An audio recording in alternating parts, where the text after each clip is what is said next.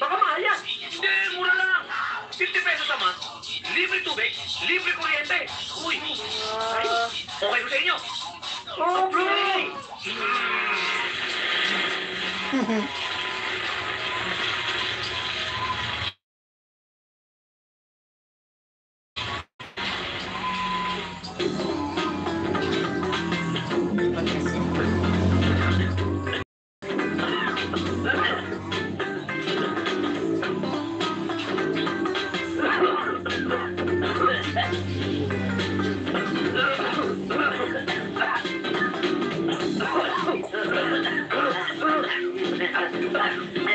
Ano?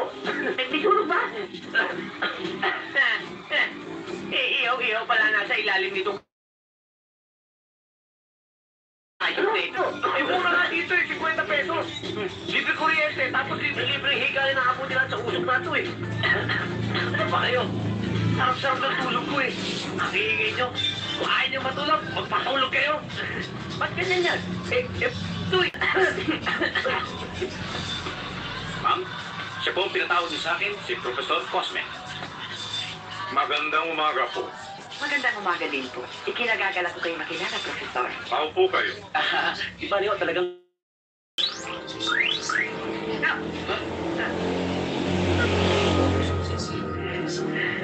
Kata. Hindi ka dapat magtaka. Tulad ng remote control na ito, at nagpapatay ng telebisyon.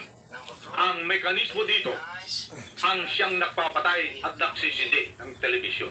Kung ang mekanismo nito ay nasa utak ng tao, ang magagawa nito ay magagawa ng tao. Alagyan niyo rin ng baterya yung utak niyo. Baka ikaw gawin ko isang baterya. Biro lang po. Pinagawa naman yung merienda. Iha? Yan po, magbirienda kayo.